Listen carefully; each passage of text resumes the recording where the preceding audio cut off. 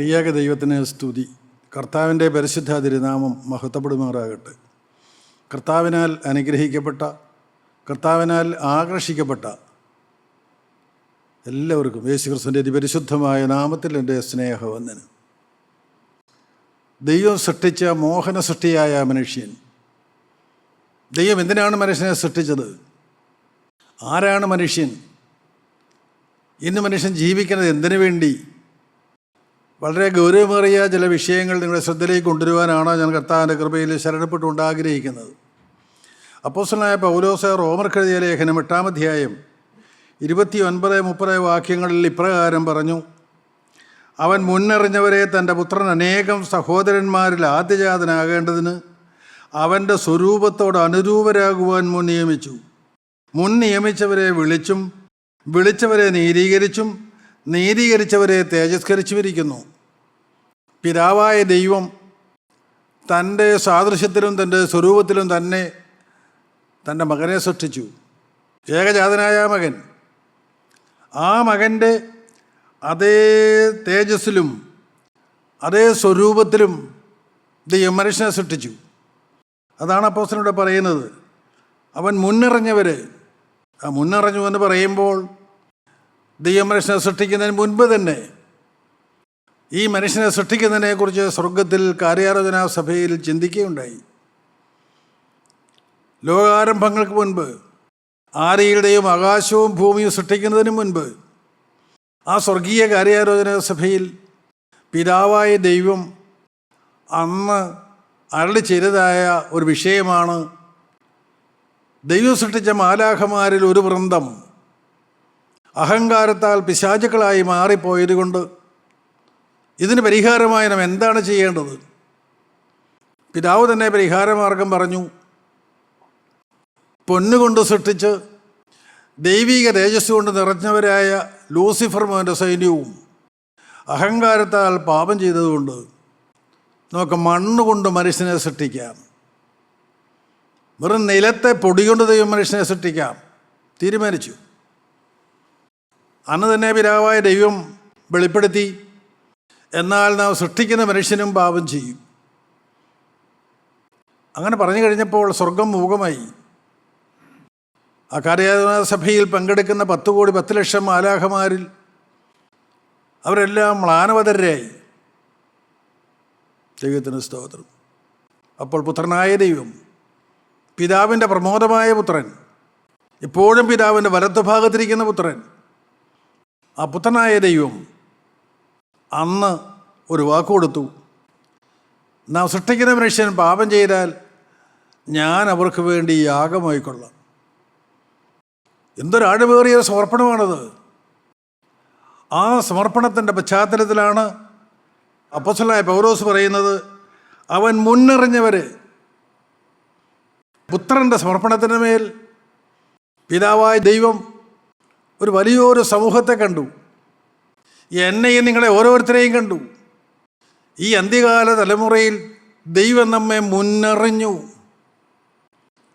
അത് വാസ്തവത്തിൽ തിരിച്ചറിഞ്ഞാൽ നാം ആരും ഇങ്ങനെ ഇരിക്കുകയില്ല. ദൈവം മുന്നറിഞ്ഞവരാണ് നാം ഓരോരുത്തരും. ദൈവം നമ്മെ സൃഷ്ടിക്കുന്നതിന് മുൻപ് തന്നെ ദൈവം നമ്മെ മുന്നറിഞ്ഞു. ദൈവം മുന്നറിഞ്ഞവരെ തൻ്റെ പുത്രൻ അനേകം സഹോദരന്മാരിൽ ആദ്യജാതനാകേണ്ടതിന് അവൻ്റെ സ്വരൂപത്തോട് അനുരൂപരാകുവാൻ മുൻ നിയമിച്ചുമിരിക്കുന്നു. ദൈവത്തിൻ്റെ സ്വരൂപത്തിലും സാദൃശ്യത്തിലുമുള്ള, ദൈവത്തിൻ്റെ വിശുദ്ധിയിലും നിർമ്മലതയിലുമുള്ള തൻ്റെ ഏകജാതനായ പുത്രനോട് അനുരൂപരാകുവാൻ തക്കവണ്ണം ദൈവം മനുഷ്യനെ കണ്ടു. ദൈവം മുന്നറിഞ്ഞു. ദൈവം ആ മനുഷ്യനെ മുൻ നിയമിച്ചു. മാത്രമല്ല, നാം വീണ്ടും വായിക്കുന്നു, മുന്നറിഞ്ഞവരെ വിളിച്ചും വിളിച്ചവരെ നീതീകരിച്ചും നീതീകരിച്ചവരെ തേജസ്കരിച്ചുമിരിക്കുന്നു.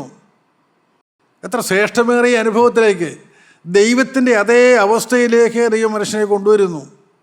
എങ്ങനെ? ഈ തിരുവചന കേൾവിയിലൂടെ. വേറൊന്നുമല്ല. നിത്യനായ ദൈവം ഈ നിസ്സാരനായ മനുഷ്യനെ ദൈവത്തോട് തുല്യനാക്കി തീർക്കുന്നത് ഈ തിരുവചന ശുശ്രൂഷയിലൂടെയാണ്. ഈ തിരുവചനം കേൾക്കുന്നതിലൂടെയാണ്. നമ്മെ ശുദ്ധീകരിക്കുകയാണ്. അങ്ങനെ ശുദ്ധീകരിക്കപ്പെടുവാൻ തക്കവണ്ണം തങ്ങളെ തന്നെ ഒരുക്കിക്കൊണ്ട് നിങ്ങൾ ആരെല്ലാം വന്നിട്ടുണ്ട്. ഇത് സ്വർഗത്തിൻ്റെ കാര്യപരിപാടിയാണ്. ഈ അന്ത്യകാല തലമുറയിൽ നിത്യനായ ദൈവത്തിൻ്റെ പ്രതിനിധികളായി ഈ ഭൂമിയിൽ ഓടി നടക്കേണ്ടവരാണ് ഞാനും നിങ്ങളും. ദൈവത്തിൻ്റെ ആഗ്രഹം നാം സാധിപ്പിച്ചിട്ടുണ്ടോ? ദൈവം നമ്മെ നോക്കി സന്തോഷിക്കുന്നുണ്ടോ? നമുക്ക് തിരുത്തേണ്ട ഒരു അവസരം ദൈവം വീണ്ടും തരികയാണ്. ദൈവത്തിൻ്റെ സ്തോത്രം. എഫേസ്യ ലേഖനത്തിലും അപ്പോസ്തലനായ പൗലോസ് പറയും, 1-ാം അധ്യായം 4 മുതൽ 7 വരെയുള്ള വാക്യങ്ങളിൽ വളരെ മനോഹരമാണത്. എഫേസ്യ ലേഖനം 1-ാം അധ്യായം 4 മുതലുള്ള വാക്യങ്ങൾ നമുക്ക് വായിച്ചു കേൾക്കാം.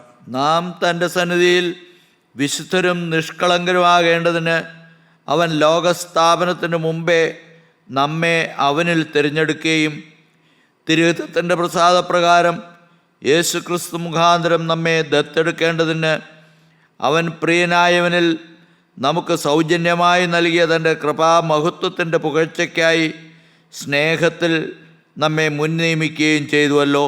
എന്താണ് നാം കേൾക്കുന്നത്? സ്വർഗീയ മർമ്മങ്ങൾ, സ്വർഗീയ കാര്യപരിപാടികളാണ് നാം കേൾക്കുന്നത്. നാം വിശുദ്ധരും നിഷ്കളങ്കരുമാകേണ്ടതിന് ദൈവത്തിൻ്റെ അതേ സ്വഭാവമാണത്.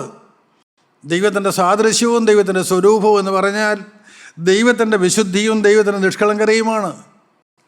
അത് നാം പ്രാപിക്കേണ്ടതിന്, നാം വിശുദ്ധരും നിഷ്കളങ്കരുമാകേണ്ടതിന്, ദൈവത്തിൻ്റെ അതേ വിശുദ്ധിയും നിഷ്കളങ്കരയും നാം പ്രാപിക്കേണ്ടതിന് ലോകസ്ഥാപനത്തിന് മുൻപേ നമ്മെ അവനിൽ തിരഞ്ഞെടുത്തു.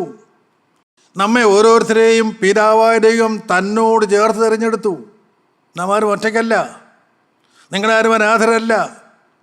നിങ്ങളാരും ഇങ്ങനെ അനാഥരെ പോലെ കഴിയേണ്ടവരല്ല. നാം ആരും ഇന്ന് അനേക നിരാശയിലാണ്, നിരാശയുടെ പടുകുഴിയിലാണ്, പ്രത്യാശയില്ലാതെ വലഞ്ഞിരിക്കുകയാണ്.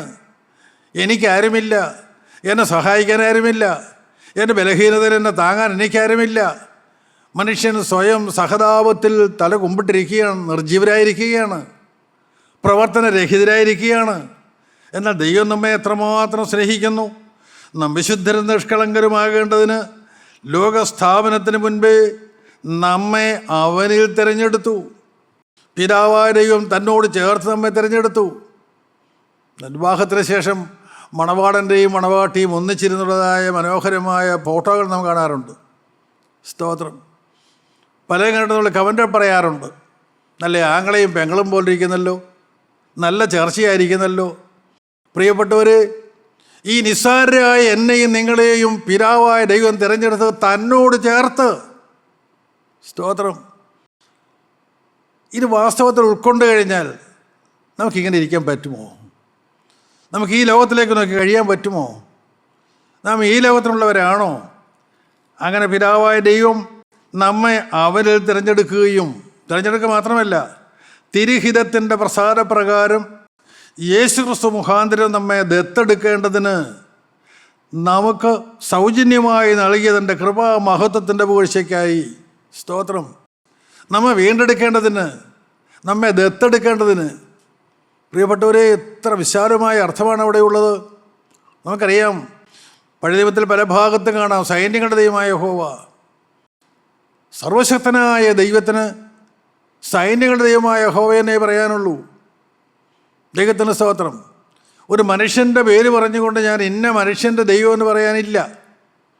സൈന്യങ്ങളുടെ ദൈവമായ യഹോവ, ദൂതന്മാരുടെ യഹോവ, ദൈവത്തിന് സ്തോത്രം. എന്നാൽ ആ ദൈവം, ആ നിത്യനായ ദൈവം തൻ്റെ തിരുഹിതത്തിൻ്റെ പ്രസാദപ്രകാരം യേശുക്രിസ്തു മുഖാന്തരം നമ്മെ ദത്തെടുക്കേണ്ടതിന് നാം തോന്നിയ വഴിക്ക് നടന്നപ്പോൾ, നാം ദൈവഹിതത്തിനെതിരായി പാപം ചെയ്ത് ജീവിച്ചപ്പോൾ സാത്താൻ്റെ അടിമത്തത്തിൽ നാം സ്വയമായിപ്പോയി.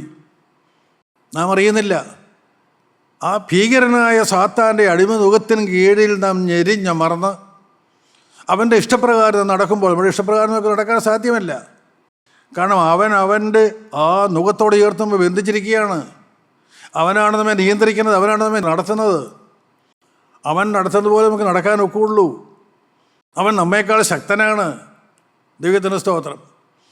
പ്രിയപ്പെട്ടവരെ, യെശയ്യാ പ്രവാചകൻ്റെ പുസ്തകം 14-ാം അധ്യായവും യെഹെസ്കേൽ പ്രവാചകൻ്റെ പുസ്തകം 28-ാം അധ്യായവും ഒക്കെ വായിക്കുമ്പോൾ നമുക്കറിയാം, അവിടെയെല്ലാം നിത്യനായ ദൈവം പറഞ്ഞിട്ടുണ്ട്, അവൻ സർവജ്ഞാനിയാണ് ഈ സാത്താൻ, അവന് സകലതും അറിയാം.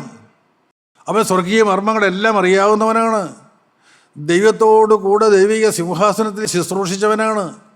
അവനെല്ലാം അറിയാവുന്നവനാണ്. സകല കൗശലവും അവൻ്റെ കയ്യിലുണ്ട്, സകല ജ്ഞാനവും അവൻ്റെ കയ്യിലുണ്ട്. മനുഷ്യൻ്റെ നിസ്സാരതയും ഈ സാത്താൻ അറിയാം. അവൻ മനുഷ്യനെ കുടുക്കിയിരിക്കുകയാണ്, അടിമതത്തിന് കീഴിലാക്കിയിരിക്കുകയാണ്.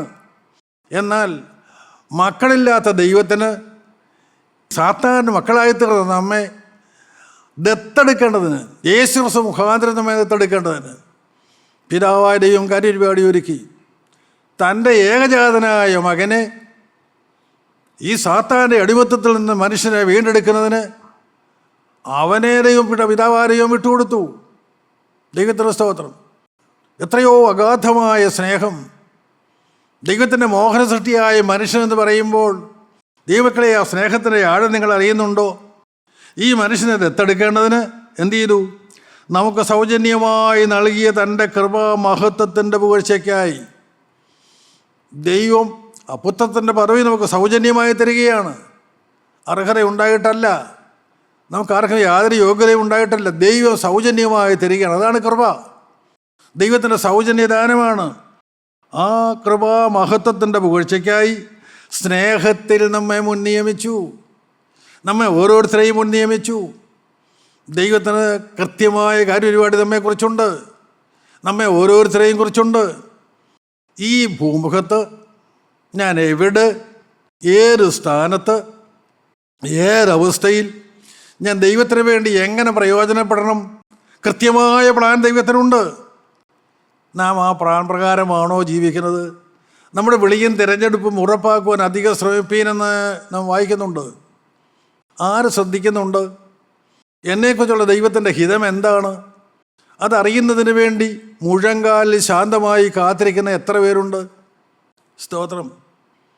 കർമ്മേൽ പർവ്വതത്തിൽ ഏലിയാ പ്രവാചകൻ യാഗമർപ്പിച്ച് സ്വർഗത്തിന് ദൈവത്തിൻ്റെ തീ ഇറക്കിയിട്ട്, ദൈവത്തിന് സ്തോത്രം, ഇത് മുട്ടുകളുടെ ഇടയിൽ മുഴങ്കാൽ മടക്കിക്കൊണ്ട് ഏലിയാ പ്രവാചകൻ കാത്തിരിക്കുകയാണ്. അന്ന് മഴ പെയ്യണം. അതിനുവേണ്ടി പ്രവാചകൻ കാലുകളുടെ ഇടയിൽ തല വെച്ചുകൊണ്ട് പൂഴ്ത്തി വെച്ചുകൊണ്ട് പ്രവാചകൻ കാത്തിരിക്കുകയാണ്, പ്രാർത്ഥിക്കുകയാണ്, ഹൃദയം പകർന്ന് പ്രാർത്ഥിക്കുകയാണ്. ബാല്യക്കാരനോട് പറഞ്ഞു, നീ പോയി നോക്കിക്കേ, എന്തെങ്കിലും കാണുന്നുണ്ടോ? ബാല്യക്കാരൻ വന്നിട്ട് ഒന്നും കാണുന്നില്ല. വീണ്ടും പോയി നോക്ക്. 7-ാം പ്രാവശ്യം ബാല്യക്കാരൻ പറഞ്ഞു, കൈപ്പത്തിയോളം മേഘം പൊങ്ങുന്നത് ഞാൻ കാണുന്നു. സഹോദരീ സഹോദരങ്ങളെ, ദൈവസ്നേഹത്തിൻ്റെ ആഴം, കൈപ്പത്തിയോളം മേഘം, നിന്റെ മേൽ പെരുമഴ പെയ്യ്ക്കുവാനുള്ള സ്വർഗത്തിലെ ദൈവത്തിൻ്റെ അത്യാഗ്രഹം ഇന്ന് നിറവേറുവാൻ തക്കവണ്ണം നിങ്ങൾ ആരെല്ലാം ഹൃദയങ്ങളെ തുറക്കുന്നുണ്ട്? ആ വലിയ പെരുമഴ എൻ്റെ മേൽ പെയ്യണമേ, ആത്മമാരി എൻ്റെ മേൽ ചൊരിയണമേ, എന്നെ കഴുകി വിശുദ്ധീകരിക്കണമേ, ആ നിർമ്മലതയും ആ വിശുദ്ധിയും എനിക്ക് തരണമേ. നിങ്ങൾക്ക് ആർക്കെല്ലാം ആഗ്രഹമുണ്ട്? ദൈവത്തിൻ്റെ സ്തോത്രം. നാം അങ്ങനെ കാത്തിരിക്കുന്നവരാണോ? എന്നെക്കുറിച്ചുള്ള ദൈവഹിതം എന്തെങ്കിലും തിരിച്ചറിയുവാൻ നാം കാത്തിരിക്കാറുണ്ടോ? ദൈവത്തിൻ്റെ സ്തോത്രം. നമ്മെ മുൻ നിയമിക്കുക മാത്രമല്ല, നമുക്ക് അവൻ്റെ രക്തത്താൽ അതിക്രമങ്ങളുടെ മോചനമെന്ന വീണ്ടെടുപ്പുണ്ട്. നമുക്ക് അവൻ്റെ രക്തത്താൽ അതിക്രമങ്ങളുടെ മോചനമെന്ന വീണ്ടെടുപ്പുണ്ട്. എത്രയോ മഹത്തരമായ കാര്യമാണ് അവൻ്റെ രക്തത്താലുള്ള വീണ്ടെടുപ്പ്. തൻ്റെ ഏകജാതനായ പുത്രനായ കർത്താവായ യേശുക്രിസ്തുവിൻ്റെ തിരുരക്തത്താലുള്ള വീണ്ടെടുപ്പ്, സാത്താൻ്റെ അടിമനുഖത്തിൽ നിന്നുള്ള വീണ്ടെടുപ്പ്, മനുഷ്യർക്ക് സ്വയം അസാധ്യമായ വീണ്ടെടുപ്പ്. എത്രയോ മഹത്തരമായ കാര്യം. ഇന്ന് മനുഷ്യൻ മ്ലാനവതനല്ലേ? ഇന്ന് മനുഷ്യൻ തലകൊമ്പിട്ടിരിക്കുകയല്ലേ? ഇന്ന് മനുഷ്യൻ പരാജയപ്പെട്ടവനായി ജീവിക്കുകയല്ലേ? ദൈവത്തിന് സ്തോത്രം. എന്നാൽ അതിൻ്റെ ആവശ്യം നമുക്കില്ല. നമ്മെ ആ അടിമലോകത്തിൽ നിന്ന് വീണ്ടെടുക്കുവാൻ തക്കവണ്ണം പാപമോചനമെന്ന വീണ്ടെടുപ്പ് കർത്താവായ യേശുക്രിസ്തു പിതാവായ ദൈവം കൊടുത്തു. സ്തോത്രം. ഈ സത്യം നിങ്ങൾ തിരിച്ചറിഞ്ഞാൽ നാം ഈ അടിമലോകത്തിൽ കഴിയണ്ട, ഒരു സെക്കൻഡ് കഴിയണ്ട. ഈ സത്യം തിരിച്ചറിഞ്ഞാൽ മാത്രം മതി. ദൈവം എന്നെ സ്നേഹിക്കുന്നു, ആ ദൈവം എനിക്ക് വേണ്ടി കാത്തിരിക്കുന്നു. ആ ദൈവത്തിന് ഞാൻ എൻ്റെ ഹൃദയം തുറന്ന് ദൈവത്തോടൊരു വാക്ക് ഞാൻ പറഞ്ഞു കഴിഞ്ഞാൽ, ഇനി ഞാൻ പാപത്തിലേക്കില്ല, ഇനി ഞാൻ ദൈവഹിതത്തിന് എന്നെ തന്നെ വിട്ടുതരുന്നു എന്നൊരു വാക്ക് പറഞ്ഞാൽ, ആ സ്നേഹവാനായ ദൈവം നമുക്ക് വേണ്ടി എല്ലാം നിർവഹിക്കും. എത്രയോ നൂറ്റാണ്ടുകൾക്ക് മുൻപ്, മനുഷ്യനെ സൃഷ്ടിക്കുന്നതിന് മുൻപ്, ആദിയുടെയും ആകാശവും ഭൂമിയും സൃഷ്ടിക്കുന്നതിന് മുൻപ് ദൈവത്തിൻ്റെ കൃത്യമായ കാര്യപരിപാടി നമ്മെ ഓരോരുത്തരെയും ഉൾപ്പെടുത്തി. അതാണ് നാം ഇവിടെ കണ്ടത്. കൊലോസ്യ ലേഖനം 1-ാം അധ്യായം 14-ാമത്തെ വാക്യത്തിൽ അപ്പോസ്തലനായ പൗലോസ് പറയും, അവനിൽ നമുക്ക് പാപമോചനം എന്ന വീണ്ടെടുപ്പും ഉണ്ട്. പാപമോചനത്തിൻ്റെ സൗഖ്യവും സമാധാനവും എത്ര പേർ അനുഭവിക്കുന്നുണ്ട്? പ്രിയപ്പെട്ടവരെ, ശാന്തമായി നിങ്ങൾ ചിന്തിക്കുക. പാപമോചനം, നാം ചെയ്തു പോയ പാപങ്ങളുടെ മോചനം. നാം ഓരോ പാപവും ചെയ്യുമ്പോൾ സാത്താൻ ആ പാപത്താൽ നമ്മെ ബന്ധിക്കുകയാണ്, അവൻ്റെ ആലാത്തിൽ നമ്മെ കൊടുക്കുകയാണ്, ആ കുടുക്ക് ഒന്നിനൊന്നിന് മുറുകുകയാണ്. ഓരോ ദിവസം കഴിയുന്തോറും, ഓരോ പാപങ്ങൾ നാം ചെയ്യുന്തോറും അവൻ നമ്മെ അടിമനുഖത്തിൽ കുടുക്കിയിട്ടിരിക്കുകയാണ്. നമുക്കവിടുന്ന് രക്ഷപ്പെടാൻ കഴിയുമെന്നുള്ള പ്രത്യാശ നഷ്ടപ്പെട്ടു പോവുകയാണ്. എന്നാൽ പാപമോചനത്തിൻ്റെ സൗഖ്യവും സമാധാനവും, പ്രിയപ്പെട്ടവരെ, അത് അനുഭവിക്കേണ്ട സത്യമാണ്, പറഞ്ഞു കേൾക്കേണ്ടതല്ല. അത് പുസ്തകത്തിൽ വായിച്ചറിയേണ്ട കാര്യങ്ങളല്ല, വേദപുസ്തകത്തിൽ നിന്ന് വായിച്ച് പഠിക്കേണ്ട സത്യമല്ല. പാപമോചനമെന്ന ആ വീണ്ടെടുപ്പ് അത് വാസ്തവമായി നാം അനുഭവിച്ചിട്ടുണ്ടോ? നിങ്ങൾ ക്രൂശൻ ചോട്ടിലേക്ക് വന്നിട്ടുണ്ടോ? ആ തിരുരക്തത്തിൻ്റെ അത്ഭുത ശക്തി നിങ്ങൾ അനുഭവിച്ചറിഞ്ഞിട്ടുണ്ടോ? അത് നിങ്ങൾക്ക് ബാലികേറാമലയല്ല പ്രിയപ്പെട്ടവർ. ആ സ്നേഹവാനായ ദൈവം നമ്മുടെ അരികിലുണ്ട്. ഈ അന്ത്യകാല തലമുറയിലും ഓരോ മനുഷ്യൻ്റെയും ഹൃദയത്തിൻ്റെ വാരക്കൽ ആ ദൈവം നിൽക്കുന്നുണ്ട്. അവൻ നമ്മെ വിളിക്കുന്നുണ്ട്. അവൻ നമ്മെ ഓമനപ്പേർ ചൊല്ലി വിളിക്കുന്നുണ്ട്. അവൻ നമ്മുടെ പ്രകൃതം അറിയാം. അവന് നമ്മുടെ ബലഹീനതകളറിയാം. ഈ ദൈവത്തിന് നമ്മുടെ വീഴ്ചകളറിയാം. നാം എവിടെയെല്ലാം വീഴുന്നുണ്ടെന്ന് ദൈവത്തിനറിയാം. ദൈവം സൃഷ്ടാവായ ദൈവമല്ലേ? മനുഷ്യനെ മെനഞ്ഞ ദൈവമല്ലേ? അവനറിയാത്ത വല്ല കാര്യങ്ങളുമുണ്ടോ? എവിടെയെല്ലാമാണ് എൻ്റെ മേൽ പിശാച് അവകാശം പറയുന്നത് ദൈവത്തിനറിയാം. എൻ്റെ ബലഹീനത ദൈവത്തിനറിയാം. പരിഹാരവും ദൈവത്തിനറിയാം. പാപമോചനം ദൈവത്തിൻ്റെ കയ്യിലുണ്ട്. കർത്താവായ യേശു ക്രിസ്തുവിൻ്റെ ആണിപ്പഴുതുള്ള കരങ്ങൾ അവൻ ഉയർത്തിപ്പിടിച്ചുകൊണ്ട് കരയണ്ട എന്ന് പറഞ്ഞു, ഭയപ്പെടേണ്ട എന്ന് പറഞ്ഞു, നിങ്ങൾക്ക് സമാധാനമെന്ന് പറഞ്ഞു. എന്താണ് അതിനർത്ഥം? ആ കൈകൾ ആണിപ്പഴുതുള്ളതാണ്, അത് രക്തം കിനിയുന്നതാണ്.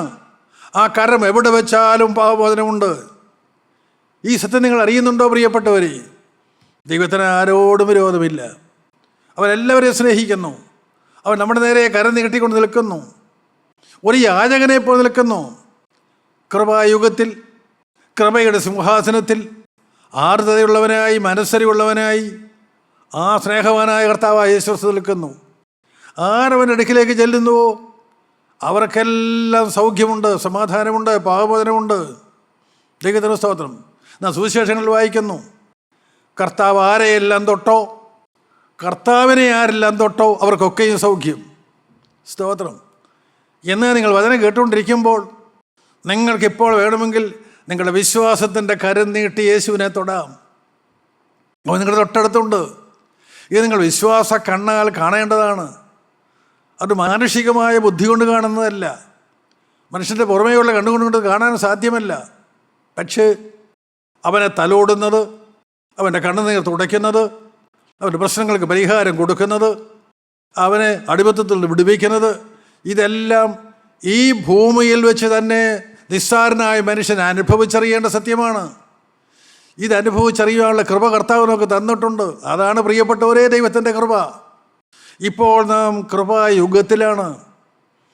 ദൈവത്തിൻ്റെ സ്തോത്രം. കൃപയുടെ വാതിൽ തുറന്നിട്ടുകൊണ്ട് കർത്താവായ യേശു ക്രിസ്തു നമ്മെ സമീപിക്കുന്നുണ്ട്. നമ്മൾ ഓരോരുത്തരോടും കെഞ്ചി യാചിക്കുന്നുണ്ട്. നമുക്ക് വരുവാൻ പോകുന്ന നിത്യശിക്ഷ അവൻ അറിയാവുന്നത് കൊണ്ട്, അത് നമുക്ക് വരരുതേ എന്ന് ദൈവം ആഗ്രഹിക്കുന്നത് കൊണ്ട് ആ കൃപയുടെ വാരക്കിൽ നിന്നുകൊണ്ട് കർത്താവ് നമ്മെ വിളിക്കുകയാണ്. അത് അപ്പോസ്തലനായ പൗലോസ് തിരിച്ചറിഞ്ഞുകൊണ്ടാണ് പറയുന്നത്, അവരിൽ നമുക്ക് പാപമോചനമെന്ന വീണ്ടെടുപ്പുണ്ട്. ഇന്ന് നിങ്ങൾ വചനം കേട്ടുകൊണ്ടിരിക്കുമ്പോൾ നിങ്ങളുടെ അരികിൽ കർത്താവായ യേശു ക്രിസ്തു തൻ്റെ കരം ഉയർത്തിപ്പിടിച്ചുകൊണ്ട് നിൽക്കുന്നു. നിങ്ങൾ വിശ്വസിക്കുക പ്രിയപ്പെട്ടവർ. ഇപ്പോൾ നിങ്ങൾക്ക് അവനോടൊരു വാക്ക് പറയാമോ? കർത്താവെ, നിന്നോട് ചേർന്ന് ജീവിക്കാൻ ഞാനിതാ തീരുമാനിക്കുന്നു. ഞാൻ പാപത്തോട് എന്നേക്കുമായി യാത്ര പറയുന്നു. വഴികളോട് ഞാൻ യാത്ര പറയുന്നു. ഞാൻ നിൻ്റെ ക്രൂശിൻ ചോട്ടിലേക്ക് വരുന്നു. നിൻ്റെ തിരുരക്തത്തിൽ ഞാൻ ആശ്രയിക്കുന്നു. അങ്ങനെ ഹൃദയ വികസനത്തിലേക്ക് ചേരുമ്പോൾ, എന്നാൽ ദൈവത്തിൽ ആശ്രയിക്കുമ്പോൾ ഒരു വാക്യം നമ്മുടെ മനസ്സിൽ തെളിഞ്ഞു വരും. അവൻ്റെ പുത്രനായ യേശുവിൻ്റെ രക്തം സകല പാപവും പോക്ക് ശുദ്ധീകരിക്കുന്നു. 1 യോഹന്നാൻ 1:7. സ്തോത്രം. പ്രിയപ്പെട്ടവർ, ആ യേശു നമ്മുടെ അരിയിലുണ്ടെങ്കിൽ നീ എന്താണ് പ്രയാസം? എന്നെ തടയാൻ ആർക്ക് കഴിയും? ആ തിരുരക്തമെന്നെ തൊടാതിരിക്കാൻ എന്നെ തടയാൻ ആർക്ക് കഴിയും? സ്തോത്രം. യേശുവിൻ്റെ തിരുരക്തം കണ്ടാൽ സാത്താൻ ഓടി മാറും. അവൻ ഭയപ്പെടുന്ന കാര്യമാണ് യേശുവിൻ്റെ തിരുരക്തം. അത് പരിശുദ്ധ രക്തമാണ്. അത് വീണ്ടെടുക്കുന്ന രക്തമാണ്. പാപിയെ വീണ്ടെടുക്കുന്ന രക്തമാണ്. സ്തോത്രം. ദൈവത്തിന് സ്തോത്രം. എബ്രായ ലേഖനം 9-ാം അധ്യായം 12-ാമത്തെ വാക്യത്തിൽ അപ്പോസ്തലനായ പൗലോസ് ഇപ്രകാരം പറഞ്ഞു: ആട്ടുകൊറ്റന്മാരുടെയും പശുക്കിടാക്കളുടെയും രക്തത്താലല്ല, സ്വന്തം രക്തത്താൽ തന്നെ ഒരിക്കലായിട്ട് വിശുദ്ധ മന്ദിരത്തിൽ പ്രവേശിച്ച് എന്നേക്കുമുള്ള ഒരു വീണ്ടെടുപ്പ് സാധിച്ചു. ഇസ്രായേൽ ജനം ന്യായപ്രമാണമുള്ള ജനമായിരുന്നു. ആ ജനത്തിന് ദൈവം മോശയിലൂടെ ന്യായപ്രമാണം കൊടുത്തു. പാപം ചെയ്യാതെ ജീവിക്കാൻ ഇസ്രായേൽ ജനത്തിന് സാധ്യമല്ലായിരുന്നു. എന്നാൽ പാപം ചെയ്യുന്ന മനുഷ്യൻ്റെ പാപമോചനത്തിനായി യാഗം ഇസ്രായേൽ ജനം അനുഷ്ഠിച്ചു പോന്നു. നിങ്ങൾക്കറിയാം, നമുക്ക് ഓരോരുത്തർക്കും അറിയാം, പാപം ചെയ്തതിനനുസരിച്ച് യാഗമൃഗത്തെയും കൊണ്ട് ഓരോരുത്തരും ദൈവാലയത്തിലേക്ക് ചെല്ലുന്നു. പുരോഹിതൻ കേൾക്ക് തൻ്റെ പാപങ്ങൾ ഏറ്റുപറയുന്നു. യാഗമൃഗത്തിൻ്റെ തലയിൽ കൈവയ്ക്കുന്നു. അപ്പോൾ തൻ്റെ പാപം യാഗമൃഗത്തിന് മേലായി എന്നവൻ കരുതുന്നു, വിശ്വസിക്കുന്നു. ആ യാഗമൃഗത്തെ കൊല്ലുന്നു. യാഗമൃഗം കരയുന്നു. യാഗമൃഗം പിടയ്ക്കുന്നു. അതിൻ്റെ രക്തം വാർന്നൊഴുകുന്നു. യാഗമൃഗം അവിടെ ചാകുന്നു. അതിനെ അംഗപ്രത്യംഗമായി മുറിച്ച് യാഗപീഠത്തിൽ വയ്ക്കുന്നു. യാഗം കഴിക്കുമ്പോൾ പാപമോചനം കിട്ടിയെന്നവൻ ധരിക്കുന്നു. അവൻ വീണ്ടും ദൈവാലയത്തിൽ നിന്ന് പോന്നാൽ വീണ്ടും പാപം ചെയ്യുന്നു. പാപം ചെയ്യുമ്പോൾ പാപമോചനത്തിന് വീണ്ടും യാഗവുമായിട്ട് ചെല്ലുന്നു. ഈ യാഗമൃഗത്തെയും കൊണ്ട് ചെല്ലുന്നു. എന്നാൽ അപ്പോസ്തലനായ പൗലോസ് എബ്രായ ലേഖനത്തിൽ പറഞ്ഞു 9:12 ആട്ടുകൊറ്റന്മാരുടെയും പശുക്കിടാക്കളുടെയും രക്തത്താലല്ല, സ്വന്തം രക്തത്താൽ തന്നെ ഒരിക്കലായിട്ട് കർത്താവായ യേശു ക്രിസ്തു വിശുദ്ധ മന്ദിരത്തിൽ പ്രവേശിച്ചു എന്നേക്കുമുള്ള ഒരു വീണ്ടെടുപ്പ് സാധിപ്പിച്ചു. മഹാപുരോഹിതൻ ഇതാ തനിക്ക് വേണ്ടിയും ജനത്തിന് വേണ്ടിയും യാഗമർപ്പിക്കുവാൻ അതിവിശ്വസ്തതയെ കടന്നു ചെല്ലുമ്പോൾ മൃഗത്തിൻ്റെ രക്തം കൊണ്ടാണ് ചെല്ലുന്നത്. പാപമോചനത്തിന് വേണ്ടി ന്യായപ്രമാണത്തിൻ്റെ വ്യവസ്ഥ പ്രകാരമുള്ള യാഗമൃഗത്തിൻ്റെ രക്തവും കൊണ്ടാണ് വിശുദ്ധത്തേക്ക് പ്രവേശിക്കുന്നത്. പ്രിയപ്പെട്ടവർ, തൻ്റെ പാപത്തിന് വേണ്ടിയും ജനത്തിൻ്റെ പാപത്തിന് വേണ്ടിയുമാണ് മഹാപുരോഹിതൻ അവിടെ കിടക്കുന്നത്.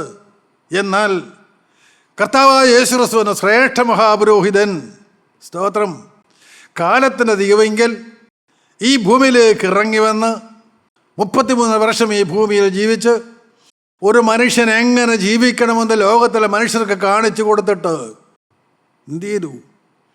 ഒരിക്കലായി അവൻ വിശുദ്ധ മന്ദിരത്തിൽ പ്രവേശിച്ചു. സ്വന്തം രക്തത്താൽ തന്നെ ഒരിക്കലായിട്ട് വിശുദ്ധ മന്ദിരത്തിൽ പ്രവേശിച്ച് എന്നേക്കുമുള്ള ഒരു വീണ്ടെടുപ്പ് സാധിപ്പിച്ചു. മറക്കരുത്, എന്താണ് യേശു ക്രിസ്തു എനിക്ക് വേണ്ടി ചെയ്തത്? ഇന്ന് ദൈവാലയങ്ങളിൽ നടക്കുന്നത് യാഗങ്ങളുണ്ട് പ്രിയപ്പെട്ടവർ. എന്നാൽ ഇന്ന് മൃഗബലിയല്ല, കർത്താവായ യേശു ക്രിസ്തുവിൻ്റെ ആ ബലിയെ ഓർമ്മിക്കുകയാണ്, അതിനെ നാം സ്മരിക്കുകയാണ്. അവിടെ എന്താണ് നാം ചെയ്യേണ്ടത്? ഒരിക്കലായി കർത്താവായ യേശു ക്രിസ്തു തൻ്റെ സ്വന്തം രക്തത്താൽ വിശുദ്ധ മന്ദിരത്തിൽ കിടന്നു. എന്നേക്കുമുള്ള ഒരു വീണ്ടെടുപ്പ് കർത്താവായ യേശു ക്രിസ്തു സാധിപ്പിച്ചു. ആ വീണ്ടെടുപ്പ് നിൻ്റെ സ്വന്തമായോ? ആ വീണ്ടെടുപ്പിൻ്റെ ഉടമയായി നീ തീർന്നുവോ? പാപമോചനത്തിൻ്റെ സൗഖ്യവും സമാധാനവും നീ അനുഭവിക്കുന്നുണ്ടോ? ഇല്ല എങ്കിൽ പ്രിയപ്പെട്ടവരെ, യേശുവിൻ്റെ തിരുരക്തവുമായി നിനക്ക് ബന്ധമില്ല. നീ നാമധേയ ക്രിസ്ത്യാനിയാണെന്ന് ഞാൻ പറയും, ക്ഷമിക്കണം. കർത്താവായ യേശു ക്രിസ്തുവിൻ്റെ തിരുരക്തത്താലുള്ളതായ വീണ്ടെടുപ്പും പാപമോചനവും നീ അനുഭവിച്ചിട്ടുണ്ടോ? അത് അനുഭവിക്കുന്ന വ്യക്തിക്കറിയാം ആ സ്വാതന്ത്ര്യം. സ്തോത്രം. പാപം തൊടുന്നില്ല, പാപം ഹൃദയത്തിലേക്ക് അടുക്കുന്നില്ല, പാപം ചെയ്യാൻ തോന്നുന്നില്ല. പാപത്തോട് അറിയാതെ ഒരു അറപ്പും വെറുപ്പും. എന്തുകൊണ്ടെന്നറിയാമോ? അവൻ്റെ ഹൃദയത്തിലിരിക്കുന്നത്, നിയന്ത്രിക്കുന്നത് പരിശുദ്ധാത്മാവാൻ ദൈവമാണ്. നിത്യനായ ദൈവമാണ്. ദൈവത്തിൻ്റെ സ്തോത്രം. ഈ സ്നേഹമേറിയ അനുഭവം, ഈ അതിശ്രേഷ്ഠമേറിയ അനുഭവം, ആ അനുഭവം നിങ്ങൾ ഓരോരുത്തരും പ്രാപിക്കുവാൻ ദൈവം നമ്മെക്കുറിച്ച് ആഗ്രഹിക്കുന്നുണ്ട്.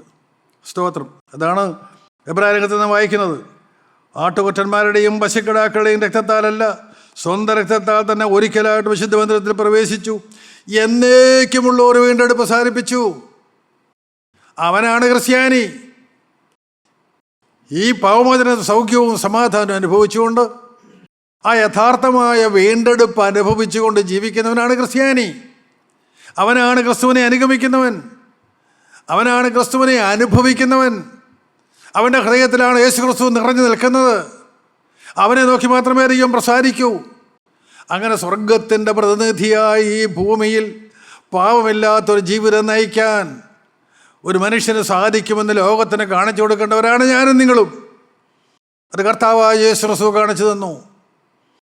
ഒരു സാധാരണ മനുഷ്യനായി ഈ ഭൂമിയിൽ ജനിച്ച് വിശന്നും ദാഹിച്ചും ക്ഷീണിച്ചും തളർന്നും ഉറങ്ങിയും ഒരു മനുഷ്യനെ പോലെ തന്നെ ഈ ഭൂമിയിൽ ജീവിച്ച കർത്താവായ യേശു ക്രിസ്തു, പൂർണ്ണ മനുഷ്യനായി ഈ ഭൂമിയിൽ ജീവിച്ച കർത്താവായ യേശു ക്രിസ്തു, തൻ്റെ ദൈവത്വം താൻ ജീവിച്ച 33 വയസ്സ് വരെയും ദൈവം ഉപയോഗിച്ചിട്ടില്ല.